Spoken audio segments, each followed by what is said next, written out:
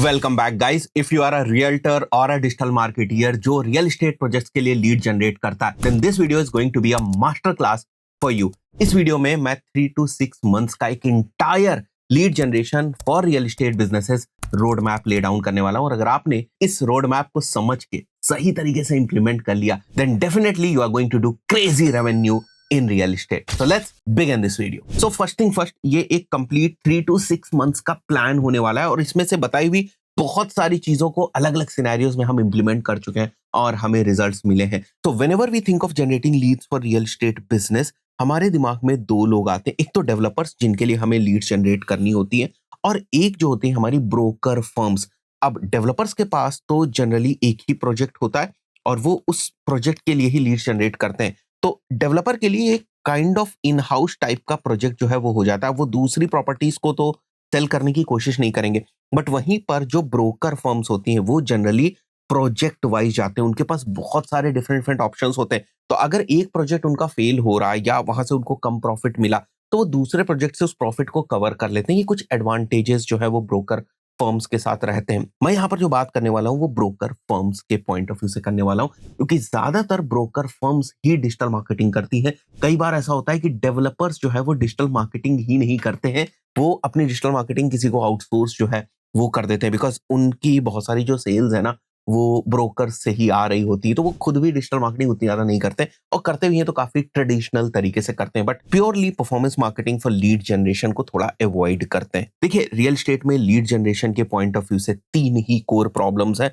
जो आज आपकी सॉल्व हो जाएंगी। सबसे पहली प्रॉब्लम लीड फ्लो, क्योंकि मेन ये रहता है कि आपके पास डेली लीड्स जो है वो आनी चाहिए, आपकी सेल्स टीम आइडियल ना बैठे। सेकंड जो इंपॉर्टेंट चीज है that is basically lead quality, जो टाइम टू टाइम इंप्रूव होती रहे। और डेटाबेस नर्चरिंग, जो लीड्स हमारे पास आ रही हैं उनके ऊपर रेगुलर बेसिस पर काम हो।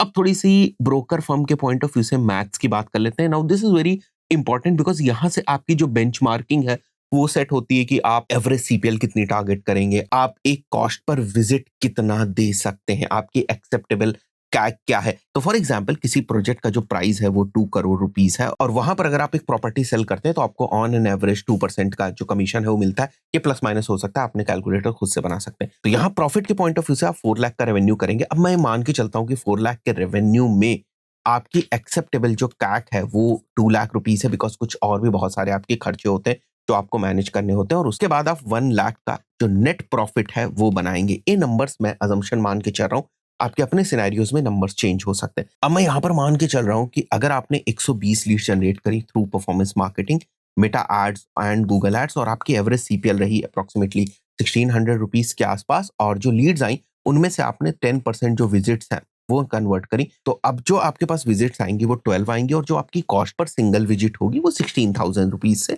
थोड़ी सी ज्यादा होगी। और अगर मैं ये मानता हूं कि 12 विजिट्स में से एक कन्वर्जन हो जाता है तो जाकर आपकी ये मैथ बैठेगी जहां पर आपका एक्सेप्टेबल कैक जो है वो 2 लाख रुपीस का होता है। तो मोटे मोटे जो हमारे सामने नंबर्स निकल के आए कि हमें ये फोकस करना है कि हमारी जो एवरेज सीपीएल है वो 1500 के आसपास रहे और हमारी जो कॉस्ट पर विजिट है वो 15,000 के आसपास रहे या इससे कम रहे। अगर ऑन एन एवरेज में ये नंबर्स हमारे ऊपर जा रहे हैं तो ये मैथ फेल हो जाएगी और जो एक्सेप्टेबल कैक का हम लोगों ने यहाँ पर नंबर मेंशन किया है वो हम अचीव नहीं कर पाएंगे। और अगर ये नंबर नहीं अचीव होगा तो ये प्रॉफिटेबिलिटी भी नहीं होगी। अब वापस आ जाते हैं हम लोग, जो हमने अभी आपको यहाँ पर 3 मेन प्रॉब्लम्स बताई, उनमें सबसे पहले हम लोग बात करेंगे लीड फ्लो और लीड क्वालिटी के ऊपर। अब लीड फ्लो में सबसे पहले मैंने यहाँ पर जो ऑप्शन मेंशन किया हुआ है डिजिटल मार्केटिंग के पॉइंट ऑफ व्यू से वो एसईओ मेंशन किया हुआ। बहुत सारे लोग मेरे ना इस पॉइंट से इत्तेफाक नहीं रखेंगे, वो बोलेंगे कि रियल एस्टेट के पॉइंट ऑफ व्यू से लीड जनरेट करने जा रहे हैं, आप क्या बोल रहे हैं कि हमें एसईओ करना चाहिए। Let me tell you one thing, और ये मैंने किया हुआ है, ये प्रूवन है। सभी प्रोजेक्ट्स के ऊपर शायद ये ना लागू हो, बट देख लीजिएगा कि आपके टाइप के प्रोजेक्ट्स के ऊपर ये लागू हो रहा है या नहीं। सबसे पहली बात, ये लो कॉस्ट इन्वेस्टमेंट है। फिर से आपको झटका लगा होगा कि एसईओ कैसे लो कॉस्ट इन्वेस्टमेंट हो सकता है। मैं आपको बताता हूँ कि जब भी कोई नया प्रोजेक्ट आता है और अगर वो किसी ठीक ठाक बिल्डर का है तो उस पर्टिकुलर सिनेरियो में हमने देखा है कि उसकी जो सर्च टर्म्स है वो काफी हाई होती है। बहुत सारे लोग उस प्रोजेक्ट के नाम के अराउंड जो है वो सर्च कर रहे होते हैं। थोड़ा सा सर्च टर्म्स को आपको ठीक से एनालाइज करने की जरूरत है, सर्च वॉल्यूम वगैरह समझने की जरूरत है, क्योंकि बहुत सारे लोग ऐसे भी होते हैं कि जो उस लोकेशन के लिए मैप्स वगैरह को जो है वो सर्च करने के लिए सर्च कर रहे होते हैं, बट आपको थोड़ी सी क्वेरीज को समझना है कि लोग प्राइसिंग से रिलेटेड सर्च कर रहे हैं, न्यू प्रोजेक्ट लॉन्च हुआ उससे रिलेटेड सर्च करें, अगर ये सारी चीजें हैं तो आप उस प्रोजेक्ट के अराउंड एक माइक्रो साइट जो है वो बना सकते हैं। अगर आप ये बोल रहे हैं कि सर मुझे ना जो रैंकिंग करवानी है वो जनरल कीवर्ड्स पे करवानी है, जैसे 2 BHK फ्लैट्स इन दिल्ली या मुंबई, तो यहाँ पर तो कहानी थोड़ी सी फंस जाएगी। बट अगर आप लैंड वगैरह भी सेल कर रहे हैं तो उस पर्टिकुलर सिनेरियो में भी आप इस चीज को जो है वो फॉलो कर सकते हैं। अब मैं आपको एग्जांपल दिखाता हूँ यहाँ पर। अगर मैं यहाँ पर एक ब्रांड का नेम डाल रहा हूँ तो आपको देखने को मिल रहा है यहाँ पर .in वाली वेबसाइट भी रैंक हो रही है, ये फर्स्ट पेज है। और इस लिस्टिंग के ऊपर भी जो ये प्रोजेक्ट लिस्टेड है वहां पर भी आपको देखने को मिल रहा है। यहाँ पर भी एक जो है वो ऑफिशियल टाइप की वेबसाइट है उसके ऊपर आपको देखने को मिल रहा है। और इसके बाद अगर आप देखें तो यहाँ पर .com आपको डोमेन देखने को मिल रहा है। तो कहने का मतलब ये है कि ये किसी इंडिविजुअल द्वारा ओन किया जाता है और ये भी किसी इंडिविजुअल द्वारा ओन किया जाता है। मतलब अगर आप इस टाइप से वेबसाइट्स बना सकते हैं तो ये बहुत जल्दी रैंक होती हैं अगर वहां पर बहुत ज्यादा कंपटीशन नहीं है। तो थोड़ा सा ना यहाँ पर फर्स्ट कम फर्स्ट सर्व वाली पॉलिसी जो है वो लागू होती है। आगे हर एक चीज में कितना खर्चा आएगा वो भी मैंने मेंशन किया हुआ है, तो ध्यान से देखिएगा इस पूरे वीडियो को। इसके बाद मैं बात करूंगा गूगल एड्स, क्योंकि हम सभी को पता है कि गूगल एड्स इंटेंट वाइज काफी बेहतर होता है और जो लोग भी एड्स रन करते हैं उनको पता है कि रियल एस्टेट के पॉइंट ऑफ व्यू से गूगल एड्स बहुत अच्छी लीड्स लेकर आता है। यहाँ पर हम सालों से इस 3 कैंपेन फ्रेमवर्क को रन कर रहे हैं। इंडिया के बहुत सारे रियल एस्टेट प्रोजेक्ट्स के साथ हमने काम किया, दुबई के बहुत सारे रियल एस्टेट प्रोजेक्ट्स के साथ काम किया, यूके के बहुत सारे रियल एस्टेट प्रोजेक्ट्स के साथ काम किया। हर प्रोजेक्ट में हम इस 3 कैंपेन फ्रेमवर्क को ही यूज करते हैं।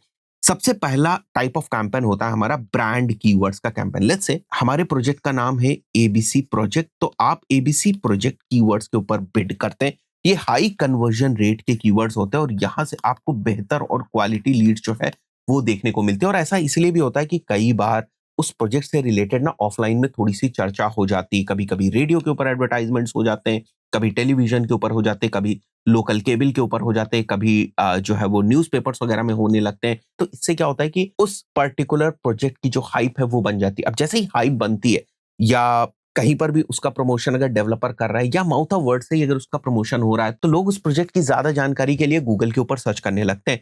तो इसमें कोई दो राय नहीं कि हाई कन्वर्जन रेट होता है। बहुत सारे लोग बोलते हैं कि अगर मेरा प्रोजेक्ट नया और लोग जानते नहीं और ब्रांड कीवर्ड्स के ऊपर उसके ऊपर सर्चेस नहीं है तो आप इसको छोड़ सकते हैं, फिर आपको दूसरे टाइप ऑफ कैंपेन में जो है वो थोड़ा सा मेहनत करनी पड़ेगी। अब यहाँ से सीधे आपको एक पेज के लैंडिंग पेज के ऊपर जो है वो ट्रैफिक को लेकर जाना है और यहाँ पर आपको डिफरेंट डिफरेंट क्वालिफिकेशन क्वेश्चंस पूछने हैं according to ICP. Yes, according to ICP मतलब आपका बायर कौन होने वाला है, आपका आइडियल कस्टमर प्रोफाइल क्या होगी, उसके अकॉर्डिंग आप क्वेश्चंस जो है वो बनाकर रख ले। एग्जाम्पल के तौर पे जैसे यहाँ आप देख सकते हैं कुछ क्वेश्चंस बजट के अराउंड होंगे, कुछ क्वेश्चंस लोकेशंस के अराउंड होंगे, तो इस टाइप के क्वेश्चंस आप बना सकते हैं। क्वेश्चन आता है कि क्या सर लैंडिंग पेज के ऊपर जो फॉर्म होता है वहां पर मुझे ये क्वेश्चंस पूछने चाहिए? यस डेफिनेटली, बिल्कुल पूछने चाहिए। कितना मैं रिकमेंड करता हूँ?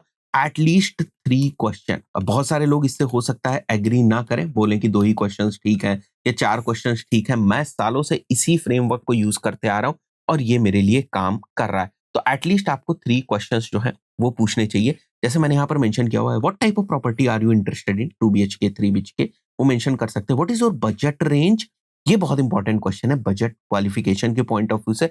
नो मैटर आप कौन सा फनल यूज कर रहे हैं, आप अगर आप इंस्टेंट फॉर्म यूज कर रहे हैं then also you can use this, Meta में यूज करें। द पॉइंट इज कि आपके क्वेश्चंस हमेशा आपकी आईसीपी के अराउंड होंगे। 1-2 वर्जन्स ऑफ आईसीपी आप बना सकते हैं टेस्ट करने के पॉइंट ऑफ व्यू से, बट आईसीपी आपकी कॉमन रहती है इररिस्पेक्टिव ऑफ कि आप किस प्लेटफॉर्म के ऊपर एडवर्टाइजमेंट्स कर रहे हैं। मेटा के ऊपर चाहे करें आप, चाहे वो गूगल के ऊपर करें। उसके बाद जैसे यहाँ पर देख सकते हैं, have you already checked your loan eligibility, are you a direct buyer और अ ब्रोकर। तो आप देख रहे हो ना किस टाइप से आईसीपी के बेसिस पे एक तो आपकी लीड्स भी बढ़ेंगी और साथ ही साथ जो आपकी लीड्स की क्वालिटी है वो भी आपकी इंप्रूव होगी। एक और रीजन होता है, वो लोग बोलते हैं मैंने बहुत सारे जो है वो क्वेश्चंस पूछ लिए उसके बाद भी हमारी लीड की क्वालिटी खराब आ रही है। वहां पर मैं आपको बताता हूँ प्रॉब्लम ये होती है कि आपका एड जिन प्लेसमेंट्स के ऊपर दिख रहा होता है ना, वो प्लेसमेंट्स काफी सस्ते होते हैं। मतलब आप सीपीसी काफी लो बिड कर रहे हैं, आप बहुत ही लो कीवर्ड्स के ऊपर रैंक कर रहे हैं या लो कीवर्ड्स के ऊपर आपको क्लिक देखने को मिल रहा है। अगर मेटा एड्स के पॉइंट ऑफ व्यू से बात करें तो लो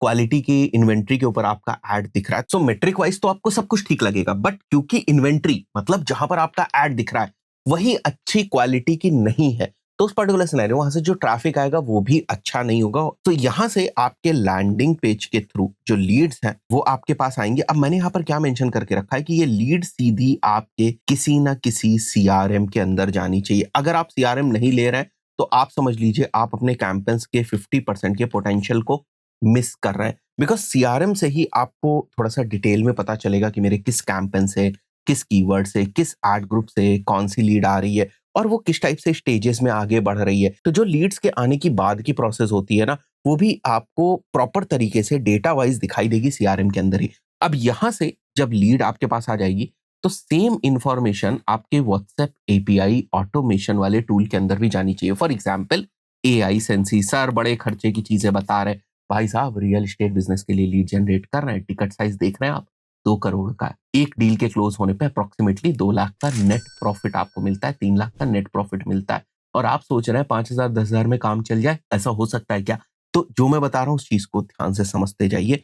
व्हाट्सएप एपीआई ऑटोमेशन के टूल को आपको यूज करना है और उसके बाद आपकी टीम से सेल्स टीम कांटेक्ट करेगी, वाया सीआरएम कर रही है, वाया व्हाट्सएप एपीआई टूल के कर रही है, वो एक अलग चीज है। बट फिर मैनुअल इंटरवेंशन होगा ना, और एक सेल्स टीम से पर्सन जो है वो फर्दर कम्युनिकेट करेगा, उनको नर्चर करने की कोशिश करेगा और उसके बाद उनको जो है वो साइट विजिट कराने की कोशिश करेगा। जो लोग रियल एस्टेट बिजनेस को अच्छे समझते हैं वो समझते हैं कि यहाँ पर लीड्स मैटर नहीं करती हैं, यहाँ पर साइट विजिट मैटर करता है। जो प्राइमरी आपका फोकस होना चाहिए वो इस चीज के ऊपर होना चाहिए कि कैसे ज्यादा से ज्यादा साइट विजिट हो। जैसे हम एमक्यूएल्स और एसक्यूएल्स के पॉइंट ऑफ व्यू से बात करते हैं तो यहाँ पर एक बहुत इंपॉर्टेंट मेट्रिक निकल के आती है, that is basically site visit. Site visit होने के बाद देयर आर हाई चांसेस कि जो कन्वर्जन्स है वो हो जाए। जहां तक मैंने लोगों से बात करी है 60 to 70% convergence post site visit हो जाते हैं ना। व्हाट्सएप एपीआई के टूल या उससे रिलेटेड ऑटोमेशन की मैंने बात इसलिए की है बिकॉज प्रॉपर्टी से रिलेटेड जो बहुत सारी चीजें होती है ना, मैं चाहता हूं कि वो ऑटोमेटेड आप उनको सेंड करें। एक बार आपके पास लीड आ गई तो आपके पास फोन नंबर आ गया तो व्हाट्सएप एपीआई के थ्रू आप उनको जो प्रॉपर्टी की डिटेल्स हैं वो सेंड कर सकते हैं, उनसे और कुछ क्वेश्चंस पूछने तो वो आप कर सकते हैं, रिस्पॉन्सेज आप कलेक्ट कर सकते हैं और उसको इन सब चीजों में व्हाट्सएप एपीआई आपकी बहुत ज्यादा मदद करते हैं। Second type of campaign is basically search competitor. हाँ, मैं आपसे बोल रहा हूँ कि आपके जो कॉम्पिटिटर्स के ब्रांड कीवर्ड्स हैं उनको आप अपने कीवर्ड्स के अंदर यूज कर सकते हैं। अब आप बोलेंगे सर ये पॉलिसी का वायलेशन नहीं है। नहीं, ये पॉलिसी का वायलेशन नहीं है। अगर आप एड कॉपी में कॉम्पिटिटर का नाम यूज करें वो 100% पॉलिसी का वायलेशन है, आप ऐसे नहीं यूज कर सकते। बट कॉम्पिटिटर के नेम को कीवर्ड बनाकर आप उसके ऊपर बिड कर सकते हैं या ऑक्शन में उसके साथ जो पार्टिसिपेट है वो कर सकते हैं। अगेन इसका कन्वर्जन रेट काफी कम होगा बट आप एक अच्छे पोटेंशियल को यहां से कैटर कर रहे होते हैं क्योंकि जितने भी ये प्रोजेक्ट्स होते हैं काफी कम टाइम के लिए होते हैं। So you can also experiment few landing pages lead quality को इंप्रूव करने के पॉइंट ऑफ व्यू से। मतलब जरूरी नहीं कि सेम वाला लैंडिंग पेज आप यहाँ पर यूज करें बिकॉज आपको ध्यान में रखना है कि कॉम्पिटिटर किस टाइप का लैंडिंग पेज यूज कर रहा है और कॉम्पिटिटर ने क्या चीजें नहीं मेंशन करी हैं, वो सारी चीजें आप अपने लैंडिंग पेजेस के ऊपर मेंशन करें। यहाँ पर भी आपकी specific questions according to your ICP होंगे। फिर से आपके पास लीड आएगी, सीआरएम के अंदर जाएगी और व्हाट्सएप एपीआई के थ्रू फर्दर जाएगी, फिर सेल्स टीम उसको हैंडल करेगी। Next is basically generic keyword types. यहाँ पर आपको हाई नंबर ऑफ लीड्स मिल जाती हैं अगर आप थोड़ा हैविली बिड करने की कोशिश करें। मैं बजट के पॉइंट ऑफ व्यू से भी आपको यही रिकमेंड करूंगा कि आपको यहाँ पर सबसे हाई या सबसे ज्यादा जो बजट है वो यूज करने की जरूरत है बिकॉज यहाँ पर जो सर्च वॉल्यूम है वो काफी हाई होगा और आप एड ग्रुप्स वगैरह के कैटेगराइजेशंस वगैरह कर सकते हैं बिकॉज सर्च इंटेंट बहुत ज्यादा यहाँ पर होंगी। यहाँ पर आपको मैं क्या रिकमेंड कर रहा हूँ, डिफरेंट डिफरेंट लैंडिंग पेजेस। यहाँ पर आप 2 BHK स्पेसिफिक एक अलग से लैंडिंग पेज बना सकते हैं, 3 BHK स्पेसिफिक आप एक अलग से लैंडिंग पेज जो है वो बना सकते हैं बिकॉज वो पर्सन ना बिल्कुल श्योर है कि उसको 3 BHK पे ही जाना है, या वो पर्सन बिल्कुल श्योर है अगर वो 2 BHK रिलेटेड कीवर्ड्स को सर्च करेगा उसे 2 BHK के ऊपर जाना है। तो आपके अपने लैंडिंग पेजेस में प्रोजेक्ट की हाईलाइट्स के साथ आप कोशिश करें कि वहां पर 2 BHK को थोड़ा ज्यादा हाईलाइट कर दें और उसको यहाँ पर यूज कर लें 2 BHK में। 3 BHK का एक दूसरा पेज बना दे, सर क्या इतने लैंडिंग पेजेस बनाने चाहिए? कोई प्रॉब्लम की बात नहीं भाई साहब, आपने एक लैंडिंग पेज बनाया, सब कुछ उसके अंदर सेम रहता है, थोड़ी सी चीजें आपको चेंज करने की जरूरत है। एक दो प्रोजेक्ट हमने ऐसे किए ना जो लोकेशन बेस्ड थे जिसमें बहुत ज्यादा चेंजेस की जरूरत नहीं थी, थोड़ी बहुत हेडिंग्स वगैरह चेंज करने की जरूरत थी, हमने 200 से 250 लैंडिंग पेजेस तक बनाए केवल डुप्लीकेट कर करके बिकॉज यूजर की रेलेवेंसी के पॉइंट ऑफ व्यू से चीज बहुत ज्यादा इंपॉर्टेंट है। और अगर आप ये सारी चीजें करना ही नहीं चाहते तो आपका कन्वर्जन रेट और ज्यादा डाउन हो जाएगा और आपकी जो लीड की कॉस्ट है और ज्यादा बढ़ जाएगी। तो मैं आपको ये बताने की कोशिश कर रहा था कि ये 3 कैंपेन का फ्रेमवर्क हम लोग यूज करते हैं। मैं बहुत टेक्निकली नहीं जा रहा हूँ कि एड ग्रुप्स वगैरह आपको कैसे बनाने, वो एक अलग टॉपिक है, बट मोटे मोटे तौर पे आप स्ट्रैटेजिक लेवल पर क्या कर सकते हैं। क्या सर गूगल एड्स के अंदर हम और अदर टाइप ऑफ कैंपेन्स को रन कर सकते हैं? बिल्कुल कर सकते हैं। एक होता है हमारा डिमांड जेन कैंपेन जिसको आप रन कर सकते हैं। नाउ डिमांड जेन कैंपेन को लोग अब यूट्यूब कैंपेन्स की प्लेस के ऊपर रन करते हैं बिकॉज आपको यूट्यूब एड से ज्यादा फीचर्स आज के टाइम में डिमांड जेन में मिल जाते हैं। आप डिस्कवर जो है वो कैटर कर पाते हैं, आप जीमेल कैटर कर पाते हैं। पहले अगर मैं बात करूं वीडियो कैंपेन्स के पॉइंट ऑफ व्यू से तो केवल आप यूट्यूब को कैटर कर पाते थे, यहाँ पर वीडियो एड्स ही होते थे आपके पास या प्रोडक्ट फीड्स को आप यूज कर पाते हैं। बट यहाँ पर आप image ad, carousel ads, partnership ads, creative preferences, generative image जैसी बहुत सारी चीजों को भी आप यूज कर पाएंगे। बट आप समझिए डिमांड जेन कैंपेन आपको तब रन करने की जरूरत है जब आपकी प्रोजेक्ट की इन्वेंट्री के नंबर्स थोड़े ज्यादा हो, आपके पास ज्यादा फ्लैट्स हो या ज्यादा प्लॉट्स हो और वो सर्च कैंपेन से सेल नहीं हो रहा है या सर्च कैंपेन आपको बहुत महंगा पड़ रहा है। बट महंगा पड़ रहा है नहीं पड़ रहा है वो तो यहां से पता चलेगा ना जब आप इस मैथ को क्लियर कर लेंगे। यहाँ पर कन्वर्जन रेट बहुत ज्यादा कम होगा। तो अगर आपके सीआरएम में सोर्स डिमांड जेन है, वहां से लीड्स आ रही हैं, तो आप ये मान के चल सकते हैं कि वहां पर जो लीड की क्वालिटी होगी वो कम ही होगी और ठीक ठाक कम होगी। बट अगेन वही हमें देखना है कि कॉस्ट ऑफ एक विजिट हमारी डिमांड जेन कैंपेन से कितने की पड़ रही। आपको केवल लीड पे ही जो फोकस है वो नहीं करना है, उसके आगे भी जाना है आपको। Again same thing is with the performance max also. ये भी आपको हाई नंबर ऑफ लीड्स देगा लेकिन लो क्वालिटी लीड्स प्रोवाइड करेगा। अब तभी इसको आपको यूज करना है जब प्रोजेक्ट की इन्वेंट्री हाई है और प्रोजेक्ट्स वेल नोन है मार्केट के अंदर। मतलब परफॉर्मेंस मैक्स के थ्रू अगर आप कैंपेन अपने रन कर रहे हैं और क्रिएटिव्स आपके लोगों को दिख रहा है, तो अगर वो लोगो देखकर लोग रिलेट कर पा रहे हैं कि अच्छा इसका नया प्रोजेक्ट आने वाला है, ऐसे बहुत सारे फेमस बड़े बिल्डर्स के लोगो हैं, वहां पर आपको इसका एडवांटेज जो है वो मिल जाता है। और यहाँ पर कन्वर्जन रेट अगेन सबसे कम होंगे, सर्च से भी कम होंगे, डिमांड जेन के आसपास ही इसके कन्वर्जन रहते हैं। कभी पी मैक्स कन्वर्जन रेट थोड़े ज्यादा हो जाते हैं, कभी डिमांड जेन के हो जाते हैं। ये मैं आपको जितने भी प्रोजेक्ट्स के ऊपर हम काम कर रहे हैं उनकी थोड़ी सी मिक्स वैल्यू मैं आपको बता रहा हूँ। But at the end of the day P max में जो कैक है ना वो प्रॉफिटेबल होती है। मेटा एड्स में हम 2 कैंपेन फ्रेमवर्क को यूज करते हैं।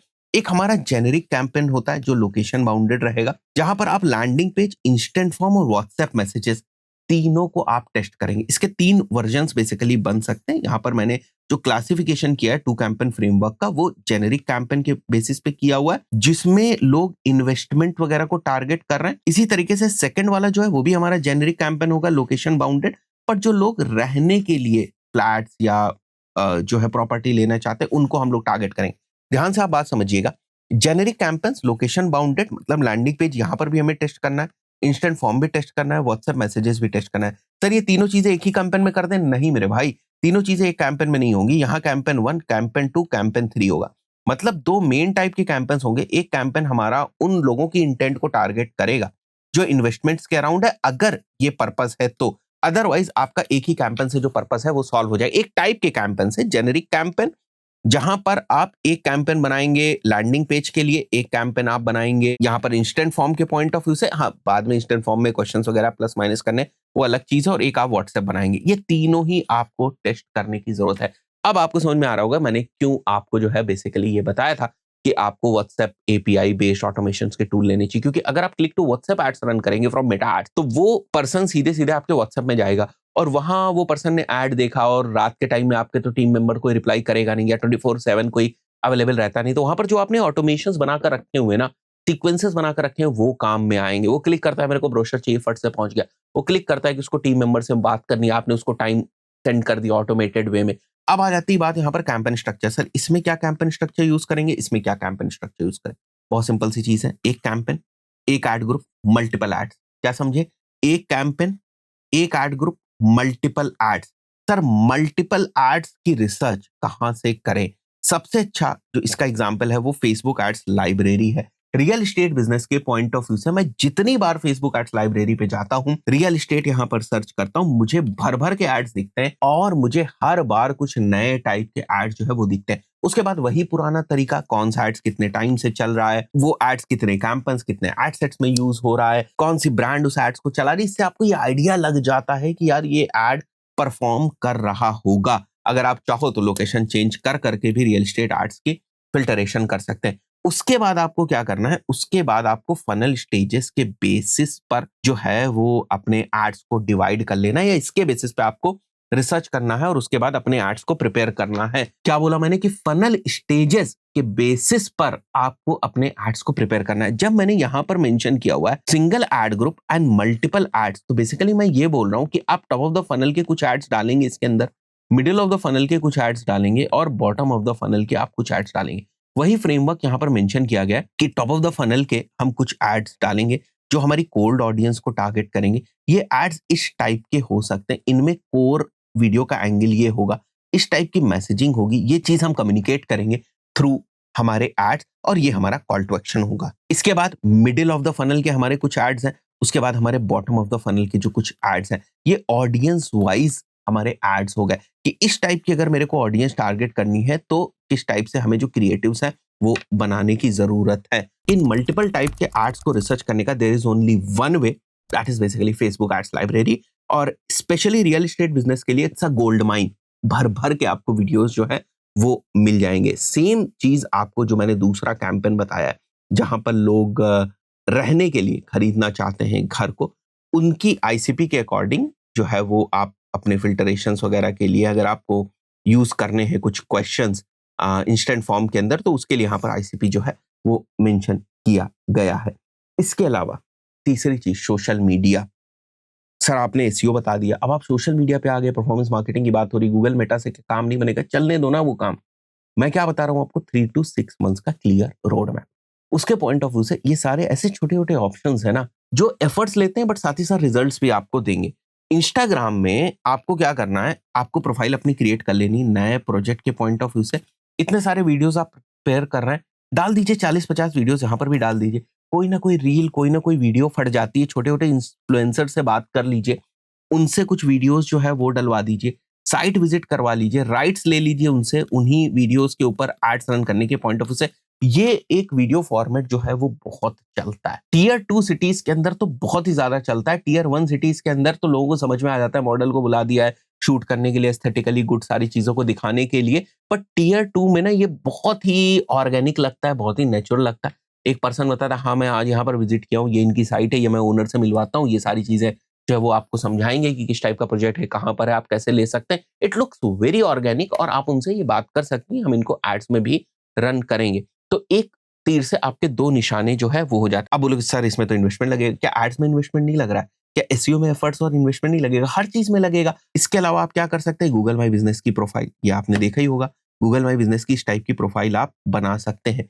बहुत सारे रिव्यूज वगैरह आ जाते हैं, आप रिव्यूज अपने डलवा सकते हैं। कॉल्स भर भर के आती हैं और इससे सस्ती कॉल आपको नहीं मिलेगी। तो अगर आप किसी प्रोजेक्ट के गूगल माई बिजनेस लिस्टिंग को कंट्रोल कर सकते हैं तो उसको बनवा लीजिए। मेरा इस वीडियो को बताने का पर्पस क्या था आपको, वीडियो आपको भले ही बहुत ही हल्का लग सकता है but let me tell you, इससे ज्यादा किसी भी रियल एस्टेट बिजनेस के अंदर हम करते ही नहीं। हाँ, वीडियो एड्स वगैरह बनाने के पॉइंट ऑफ व्यू से थोड़े से एफर्ट्स करते हैं, मेहनत करते हैं, पर इससे ज्यादा करने की जरूरत नहीं।